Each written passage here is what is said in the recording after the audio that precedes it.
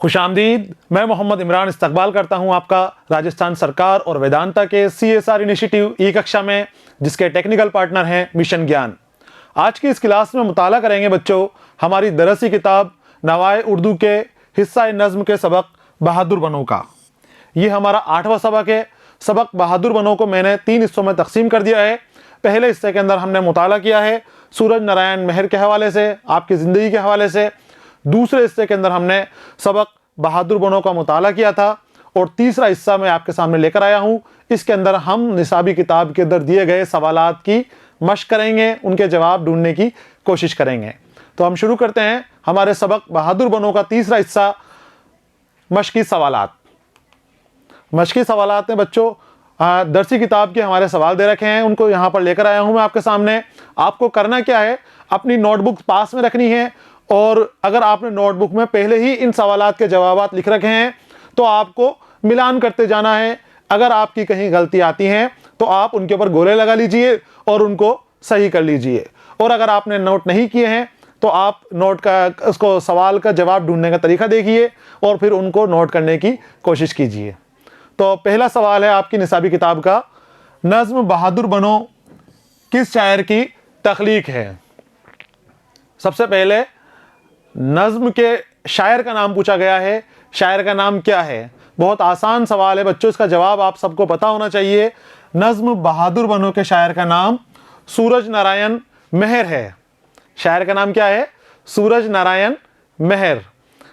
यह था बच्चों सवाल नंबर 1 का जवाब। सवाल नंबर 2 की जानिब आते हैं हम। सवाल नंबर 2 आपसे शायर के हवाले से पूछ रहा है कि सूरज नारायण मेहर किस महकमे से वाबस्ता थे। किस महकमे से वाबस्ता थे कि उनको बच्चों से मुलाकात का, बच्चों की नफ्सियात को करीब से जानने का मौका मिला। महकमाए तालीम से, दरस व तदरीस का काम आप करते थे, महकमाए तालीम से वाबस्ता थे, इसलिए बच्चों को बहुत करीब से जानने का आपको मौका मिला। बच्चों की नफ्सियात को आपने बहुत करीब से जाना, समझने की कोशिश की, और उसी के मुताबिक आपने अपनी नज़में लिखी, उसी के मुताबिक नज़मों का तर्जुमा किया। तो जवाब इसका लिख लीजिए, आप मिला लीजिए अपने से। सूरज नारायण मेहर पंजाब के महकमा तालीम से वाबस्ता थे। सवाल नंबर 2 का जवाब देखा आपने। सवाल नंबर 3 की जानिब आते हैं हम। सवाल नंबर 3 हमसे पूछ रहा है बच्चों, सूरज नारायण मेहर की तालीम व तरबियत किस शहर में हुई। सूरज नारायण मेहर की तालीम व तरबियत कौन से शहर में हुई? आपकी विलादत दिल्ली में हुई थी। विलादत यानी पैदाइश, आप दिल्ली में पैदा हुए थे और दिल्ली में ही आपकी तालीम व तरबियत हुई, आपकी वहीं पर पढ़ाई लिखाई हुई। सूरज नारायण मेहर की तालीम व तरबियत दिल्ली में हुई। यह था बच्चों जवाब हमारे सवाल नंबर 3 का। सवाल नंबर 4 की जानिब आते हैं। सवाल नंबर 4 आपसे क्या पूछ रहा है? तो सवाल नंबर 4 पूछ रहा है, सूरज नारायण के जौहर किस मैदान में खिलते हुए दिखाई देते हैं। सूरज नारायण मेहर के जौहर किस मैदान में खिलते हुए दिखाई देते हैं। सूरज नारायण मेहर ने जो गज़ल गोई भी की थी, आपने कसीदा भी आपने पढ़े थे, आपने दूसरी असनाफ में भी तबे आजमाई की थी, लेकिन नज़्म निगारी के अंदर आपके कमाल हासिल था। नज़्म निगारी में आपको कमाल हासिल था, और नज़्म निगारी के मैदान में आपके जौहर दिखते थे, आपके जौहर के फूल खिलते हुए दिखते थे। सूरज नारायण मेहर के शायराना जौहर मैदान नज़्म गोई में खिलते हुए दिखाई देते थे।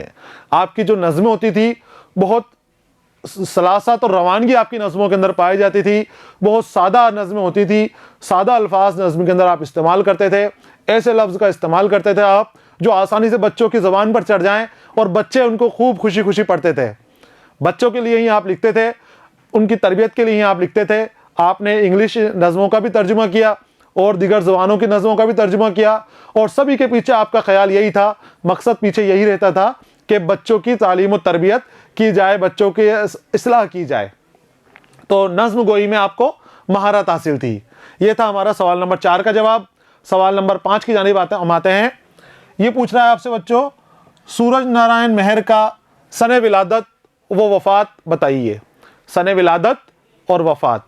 विलादत मैंने अभी आपको बताया, पैदाइश, सने पैदाइश, और वफ़ात उनका इंतकाल, उनकी दार फ़ानी से कब कूच किए, वो सन आपको दोनों बताने हैं यहाँ पर।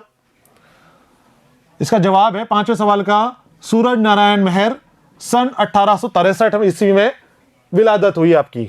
सूरज नारायण मेहर की विलादत कब हुई? 1863 ईस्वी में, और 1933 ईस्वी में आपकी वफात हुई। 1863 आपका सने विलादत और 1933 आपका सने वफात का सन। ये यहां पर हमारे सवाल नंबर 5 का जवाब हो गया है। सवाल नंबर 5 हमारे मुकम्मल हो गए हैं। अगले सवाल की जानिब आते हैं। सवाल नंबर 6 आपसे पूछ रहा है, सूरज नारायण मेहर ने बच्चों के लिए लिखी नज़मों में किन पहलुओं को मलहूज रखा था? मैंने आपको अभी बताया, सूरज नारायण मेहर बच्चों के लिए नज़में लिखते थे। बहुत आसान और सादा ज़ुबान में अपनी नज़्म निगारी करते थे। समझाने का आपका तरीका बहुत अच्छा था, अच्छी तरह से आप बच्चों को बताते थे। तो आपके उसी खुसूसियात के ऊपर सवाल पूछा गया है कि नज़्म में किन पहलुओं का आप लिहाज रखते थे, मलहूज रखते थे। सूरज नारायण मेहर ने बच्चों के लिए लिखी गई नज़मों में सलासत, रवानगी और सादगी को मलहूज रखा है। सलासत बच्चों इतनी सादगी और सिंपलिसिटी होती है जिसके अंदर ज़बान के अंदर भी मोड़ तरोड़ नहीं आता था, ज़बान को मोड़ना भी नहीं पड़े, इतने आसान अल्फाज का आप इस्तेमाल करते थे। बहुत सादा और सादगी से आप लिखते थे और ख़ास तौर पर बच्चों के लिए ही आपकी नज़में होती थी। यह था बच्चों सवाल नंबर 6 का जवाब। सवाल नंबर 7 की जानिब हम आते हैं। सवाल नंबर 7 हमसे पूछ रहा है, नज़्म निगारी के अलावा सूरज नारायण मेहर ने किन किन असनाफ में तब आज़माई की? जो दिगर असनाफ थी वो कौन कौन सी थी जिसके अंदर सूरज नारायण मेहर ने तब आज़माई की थी? तो वो बच्चों थी, नज़्म निगारी के अलावा गज़ल में आपने अपने गज़ल लिखी थी और गज़लें आपने बोली थी। कसीदा, मसनवी और कता वगैरह असनाफ में भी तब आज़माई की थी। आपने नज़्म निगारी के अलावा गज़ल, कसीदा, मसनवी और कता वगैरह में भी तब आज़माई की थी। गज़ल मैंने आपको बताया था कि एक बहर और एक वज़न में लिखी गई, जिसके हर शेर अलग मफ़हूम देते हैं, अलग माने देते हैं, हर शेर के ऊपर अलग मज़मून लिखा जा सकता है। जबकि नज़्म के सभी अशार एक दूसरे से जुड़े होते हैं, रब्त और तसलसल होता है उनके अंदर। कसीदा किसी की तारीफ़ करना, किसी की तारीफ़ के कसीदे पढ़े जाना, बुराई के भी कसीदे होते हैं लेकिन कसीदे को तारीफ़ से माना गया है। और मसनवी तवील नज़्म जो नावल के अंदाज़ में लिखी जाती है, उर्दू नस्र के अंदर जो काम नावल करते हैं वही काम उर्दू नज़्म के अंदर मसनवी करती है। तवील लंबे किस्से करते हैं, इसमें लिखे जाते हैं मसनवी के अंदर। और मसनवी खासियत ये होती है कि हर दूसरे शेर के अंदर इसका मतलब बदल जाता है। और कता वगैरह छोटी छोटी शायरी आपने इन सभी असनाफ के अंदर आपने तब आज़माई की। आगे आते हैं अगले सवाल की जानिब। सवाल नंबर 8 पूछ रहा है हमसे, सूरज नारायण मेहर की नज़में किस किस्म की मिसालें पेश करती हैं?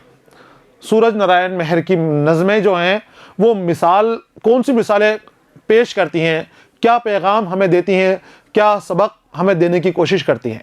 हमने पिछले वीडियो के अंदर, इस सबक के दूसरे हिस्से के अंदर, हमने दूसरा वीडियो जो था हमने इसके अंदर नज़्म बहादुर बनों के हवाले से बात की कि सूरज नारायण मेहर ने नज़्म बहादुर बनों के अंदर बच्चों को मुख्तलिफ़ अंदाज में अलग अलग मिसालें देकर समझाने की कोशिश की है, बच्चों को सच बोलने की ताकीद की है, झूठ से बचने की कहा है हमेशा बच्चों से कि कुछ भी हालात हो जाए, कितने ही बुरे हालात आपके सामने आ जाएं, झूठ किसी भी हाल में मत बोलो, कभी किसी को गलत बात मत बोलो।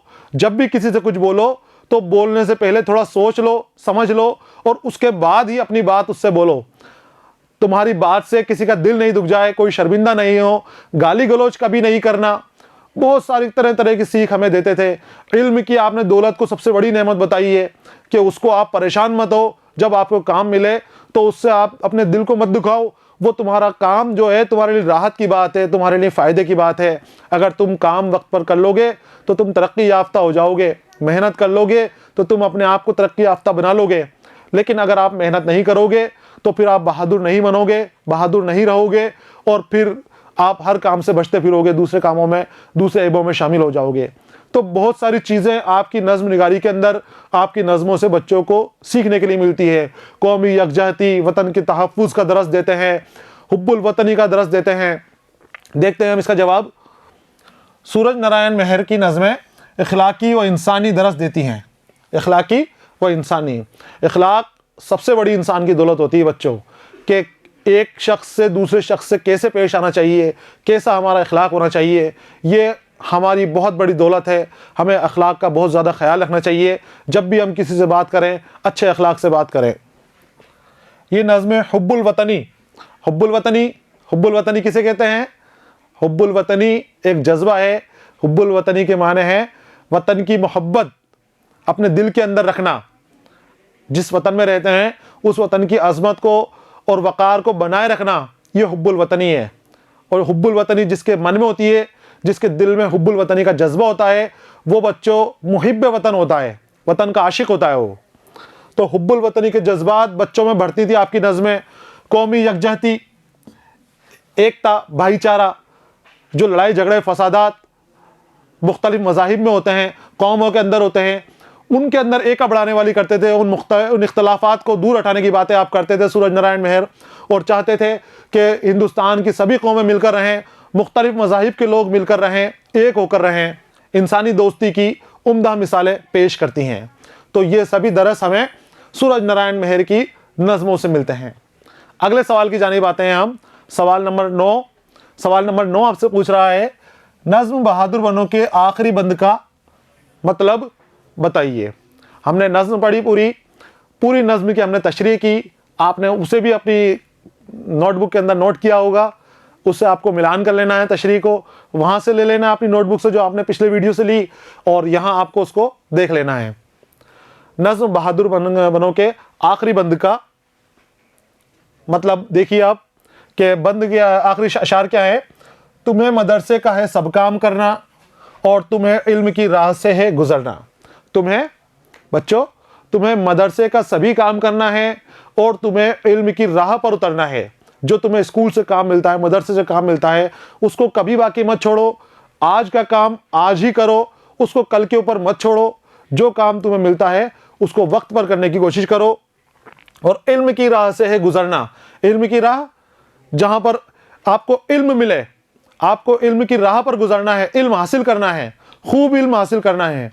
इल्म आपके लिए बहुत बड़ी नेमत है, बहुत बड़ी दौलत है। जैसे अच्छा अखलाक इंसान के लिए दौलत है, वैसे ही इल्म भी इंसान के लिए बहुत बड़ी दौलत है। हमें हमेशा इल्म हासिल करने की कोशिश करनी चाहिए। जैसे मौका मिले, जहाँ मौका मिले, जैसे हम हासिल कर सकते हैं इल्म, उसी तरह से हमें इल्म हासिल करने की कोशिश करते रहना चाहिए। लगातार इल्म हासिल करते रहना चाहिए। तुम्हें इम्तिहान का है दरिया उतरना, और तुम्हें इम्तिहान का दरिया उतरना है। तुम्हारे सामने इम्तिहान खड़ा हुआ है। इल्म हासिल करो, पढ़ाई करो, मदरसे से, स्कूल से जो काम मिल रहा है उसको काम को पूरा करो, और फिर इम्तिहान के लिए तैयार हो जाओ कि तुम्हारे सामने इम्तिहान आ रहा है तुम्हारा। तुम्हें उस दरिया को पार करना है। उसको पार कर गए, इम्तिहान के दरिया को पार कर गए आप, तो आप कामयाब हो जाओगे, अगली क्लास के अंदर चले जाओगे। और अगर आपने इम्तिहान के लिए तैयारी नहीं करी तो उस दरिया में आप डूब जाओगे, उसमें फेल हो जाओगे, बह जाओगे उस दरिया के अंदर।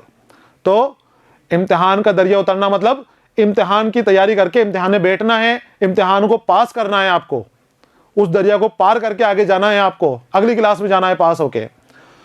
तैयारी करो, खूब मेहनत करो, लगन से अपनी तैयारी करो, और जो स्कूल से काम मिलता है आपको, आपके असातिज़ा जो काम देते हैं, उस काम को वक्त पे करो और अपने आप को इम्तिहान के लिए तैयार कर लो। ना मेहनत से डरना, ना मेहनत से डरना। और जब तुम इल्म हासिल करो, और जब तुम दूसरे काम करो, जब तुम इम्तिहान की तैयारी करो, तो मेहनत को अपना हासिल बना लो। हर जगह मेहनत करनी है, मेहनत से कभी नहीं डरना, मेहनत से पीछे नहीं हटना। आपको मेहनत करनी है। मेहनत आपको तरक्की और कामयाबी के रास्ते पर ले जाएगी, मेहनत आपको ऊंचाइयों पर ले जाएगी। तो आपको कभी भी मेहनत करने से नहीं डरना चाहिए, आपको हमेशा मेहनत करनी चाहिए। अरे प्यारे लड़कों, बहादुर बनो तुम। और सूरज नारायण मेहर कह रहे हैं कि ए प्यारे लड़कों, तुम बहादुर बनो। इल्म हासिल करना, इम्तिहान के लिए तैयार होना और मेहनत करना, ये बहादुरों के काम है। आप बहादुर बनोगे तो ये सारे काम कर सकते हो। तो तुम पीछे मत रहो, इल्म हासिल करने के लिए पीछे मत रहो, आगे बढ़ो। इम्तिहान से छुपो मत, इम्तिहान से डरो मत, इम्तिहान की तैयारी के अंदर लग जाओ, इल्म हासिल करने की तैयारी में लग जाओ, और तुम बहादुरी के काम करो। ये बहुत बहादुरी के काम होते हैं। इसका तशरीह देखिए, इसकी पूरी तरह से लिख लीजिए। इस बंद में महर तालिब इल्मों को नसीहत कर रहे हैं कि तुम्हें मदरसे से मिले हुए सारे काम पूरे करने हैं, किसी काम को नहीं छोड़ना और खूब इल्म हासिल करना है। इसके बाद तुम्हें इम्तिहान भी देने हैं और इम्तिहान में इम्तियाजी नंबरों से पास भी आपको होना है। बहुत अच्छे नंबर आपको हासिल करने हैं। इल्म हासिल करने के लिए बहुत मेहनत करनी पड़ती है, तो तुम मेहनत से कभी अपना जी मत चुराना।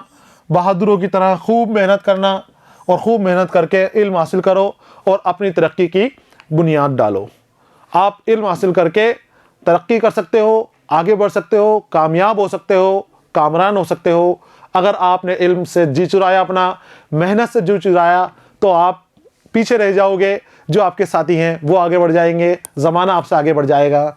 तो ज़माने के साथ दौड़ते हुए, रफ्तार से दौड़ते हुए आपको इल्म हासिल करना है और खूब मेहनत करनी है और बहादुरी से डटे रहना है। घबराना नहीं है, ना इम्तिहान से, ना परेशानियों से, ना इम्तिहान के सवालात से घबराना है। बहादुर बन के खड़े रहना है। ये था जवाब सवाल नंबर 9 का। सवाल नंबर 10 की जानिब आते हैं हम। नज़्म बहादुर बनो का खुलासा आपको बताना है कि नज़्म बहादुर बनो के अंदर सूरज नारायण मेहर आपको क्या पैगाम दे रहे हैं, क्या आपसे चाहते हैं, कैसा आपको बनाना चाहते हैं। आपको पूरी नज़्म पढ़नी है और उस नज़्म को अंदर जो जो चीज़ आपको समझ में आती हैं वो उसको आपकी नोटबुक के अंदर लिख देनी है। नज़्म बहादुर बनो सूरज नारायण मेहर की लिखी हुई नुमाइंदा नज़्म है। मेहर ने इस नज़्म के हवाले से बच्चों को हर किस्म की बुराई से दूर रहकर सदाकत भरी ज़िंदगी गुजारने की हिदायत दी है। सदाकत, सच्चा रास्ता, सीधा रास्ता। तो आपने सदाकत भरी ज़िंदगी की सलाह दी है और वो कहते हैं कि बच्चों को चाहिए कि अगर उनसे कोई ख़ता हो जाए तो उन्हें किसी किस्म का बहाना नहीं बनाना चाहिए। अगर आपसे गलती हो जाए, कोई ख़ता हो जाए, कोई नुकसान हो जाए, तो आपको कभी भी उसको छुपाना नहीं चाहिए। बच्चों, उस नुकसान को नहीं छुपाना चाहिए। जितना जल्दी हो सके जाके अपने असातिज़ा को बता दो, अपने वालिदैन को बता दो, घर में और जो आपके बड़े हैं, आपको नसीहत करने वाले हैं, उनको जाके वो चीज़ आपकी ख़ता बता दो। उसको छुपाओ मत, इधर उधर भागो मत। उसको ख़ता को बताना आपका बहादुरी का काम है। तो बहादुर बन जाओ और आप अपनी ख़ताएँ छुपाओ मत, लोगों को बताओ। अपने उस्ताद और वालिदैन को सच सच बता देनी चाहिए। जो आपसे ख़ता हो जाए तो उसको छुपाओ मत, जाके सच सच बता दो। बच्चों को कोई बात मुंह से निकालने से कब्ल लफ्ज़ों पर गौर कर लेना चाहिए। कब्ल यानी पहले। जब भी आप किसी से बोलो तो बोलने से पहले सोचो उस बात को कि जो बात आप कह रहे हो उससे सामने वाले का दिल नहीं दुख जाए कहीं। बच्चों, अखलाकियत मैंने बताई कि आपके अच्छे अखलाक होने चाहिए। आपको पता होना चाहिए कि आपकी किस बात से सामने वाले का दिल दुख जाता है, किस बात से उसको अपने आप के अंदर बुरा महसूस होता है, किस बात से वो आपसे नाराज़ हो जाता है। तो आप कभी भी ऐसी बात मत बोलो जिससे सामने वाले का दिल दुखे। जो बात कहना है प्यार और मोहब्बत से, शफकत से बात समझाओ। अगर सामने वाले की गलती भी है तब भी उसको बैठा के आराम से इस तरह से समझाओ कि उसको अपनी गलती का एहसास हो जाए और उसका दिल भी नहीं दुखे। और जो तुम्हारे साथी हैं उनका इन सब बातों के अंदर आपको ख्याल रखना बहुत ज़रूरी है। गाली गलौज, झूठ और फरेब से बचना चाहिए। जब बोलो सच बोलो, हमेशा सच तुम्हारी ज़बान पर रहे। सीधी बात करो, आसान बात करो और गाली गलौज भूल कर भी आपके मुंह के ऊपर नहीं आए। कभी भूल कर भी आप अपने मुंह से गाली मत निकालो, अपने साथी को गाली मत दो, अपने साथी को बुरा भला मत कहो।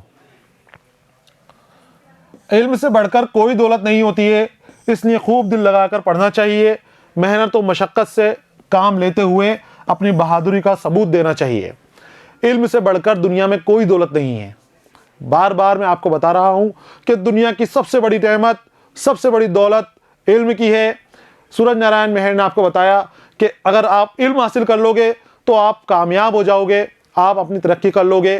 तो इल्म को सबसे बड़ी दौलत मानते हुए उसको हासिल करने के लिए जद्दोजहद शुरू कर दो। लग जाओ, डट जाओ, लेकिन इल्म हासिल करो और इल्म हासिल करके अपने आप को कामयाब बना के अपनी बहादुरी का सबूत दो कि आप बहादुर हो। बहादुर होना सिर्फ लड़ाई के अंदर या जंग के मैदान में बहादुरी दिखाना ही बच्चों बहादुरी नहीं है। सीधे रास्ते पर चलना भी बहादुरी है, सच बोलना भी बहादुरी है, इल्म हासिल करने के लिए जद्दोजहद करना भी बहादुरी है, अपने से हो चुकी गलती को जाकर अपने उस्ताद को बता देना, अपने वालिदैन को बता देना भी बहादुरी है, सच बोलना भी बहादुरी है। तो बहादुरी कई तरह से आप बहादुरी दिखा सकते हो कि आप बहादुर हो या नहीं हो। तो आपको सूरज नारायण मेहर ने कहा है कि मुख्तलिफ तरीक़ों से आपको बताना है कि आप भी बहादुर हो, आपको डरना नहीं है, इल्म हासिल करना है, सच बोलना है, किसी को गलत नहीं बोलना, गाली गलौज आपको नहीं करनी है, किसी को सताना नहीं है, किसी को परेशान नहीं करना है। ये सब बहादुरी के काम होते हैं। आपको बहादुरी बनना है, बहादुरी दिखानी है। ये था सवाल नंबर 10 का जवाब, जिसमें हमने पूरी की पूरी नज़्म का खुलासा आपके सामने पेश किया है। सवाल नंबर 11 की जानिब आते हैं हम। अगला सवाल आपसे पूछ रहा है, नज़्म बहादुर बनो से आपको क्या पैगाम मिला?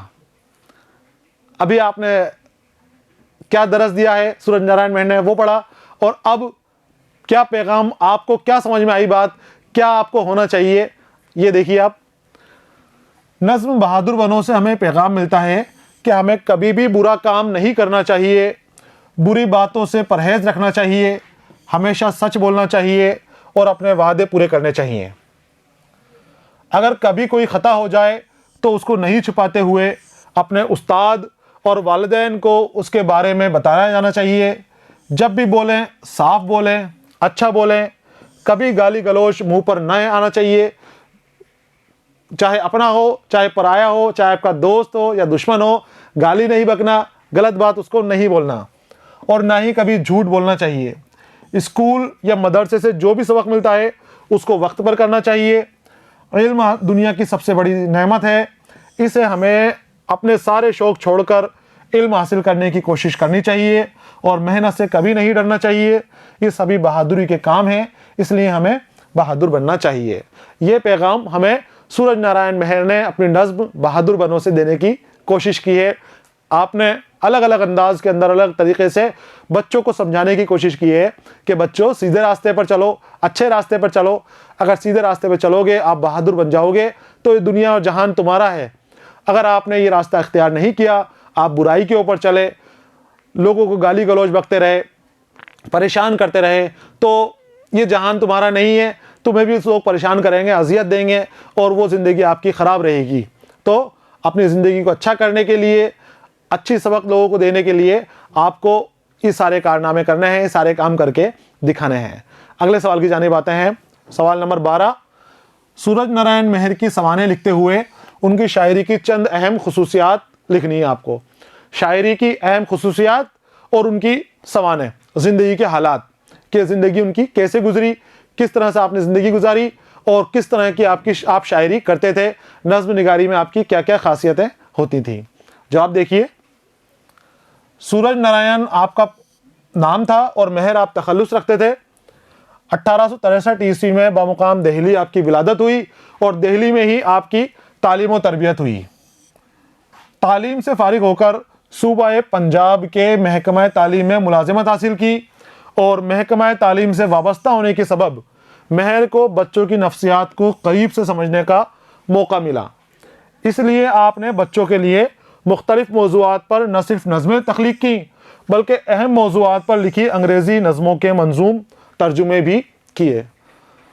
तालीम पूरी करने के बाद आप मुलाजिम हो गए, महकमा तालीम में आप मुलाजिमत आपने हासिल कर ली, और महकमा तालीम में जब आपने मुलाजिमत हासिल कर ली तो आपको बच्चों को करीब से जानने का मौका मिला, बच्चों से आपके ताल्लुकात ज़्यादा हो गए, तो आप बच्चों के नफ्सियात के जानकार हो गए और आपने बच्चों के नफ्सियात को जानकर उनको मुतासिर करने के लिए, उनका जहनी सुकून देने के लिए, उनकी तरबियत करने के लिए, बच्चों की तरबियत के लिए आपने नज़में लिखना शुरू की। खुद ने भी नज़में लिखी और जो दूसरी ज़बानों की नज़में थी उनका भी आपने उर्दू ज़बान में तर्जुमा किया। बच्चों की तरबियत की आपके पीछे, उनकी इस्लाह की, उसके पीछे इस्लाह की नीयत थी आपकी। नज़्म निगारी के अलावा मेहर ने गज़ल, कसीदा, मसनवी और कता वगैरह में भी तब आज़माई की। आपने लगभग सभी असनाफ़ के अंदर अपनी हाथ आज़माई की, सभी असनाफ़ सुखन में तब आज़माई की। मेहर की नज़में इखलाकी व इंसानी दरस देती हैं। ये नज़में हुब्बुल वतनी, कौमी यकजहती और इंसानी दोस्ती की उम्दा मिसालें पेश करती हैं। महर की नज़मों में सलासत और रवानी और सादगी मिलती है। मैंने आपको बताया अभी कि इस तरह की कि ज़बान मोड़ना नहीं पड़े और आसानी से बच्चों को समझाया जा सके। इसके अलावा महर ने 1930 ईस्वी में इस दारे फ़ानी से कूच किया। ये थी बच्चों सूरज नारायण महर की ज़िंदगी के हवाले से मुख्तसर मालूमात, और उसके साथ ही हमने जो आपकी नज़्म की और आपकी शायराना खुसूसियात थी उनका भी हमने इस सवाल के अंदर मुताला किया।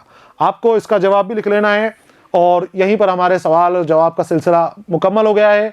जो हमारे निसाबी किताब में सवाल थे हमने पूरे इसमें शामिल कर लिए हैं और उसके जवाब मैं आपके सामने लेकर आया हूँ जो आपको समझ में आए होंगे। सबक यहाँ पर मुकम्मल हो गया है। अगले सबक के साथ मैं फिर आपके सामने हाजिर रहूँगा। तब तक के लिए इजाज़त दीजिए। पढ़ते रहिए, खुश रहिए। अलविदा।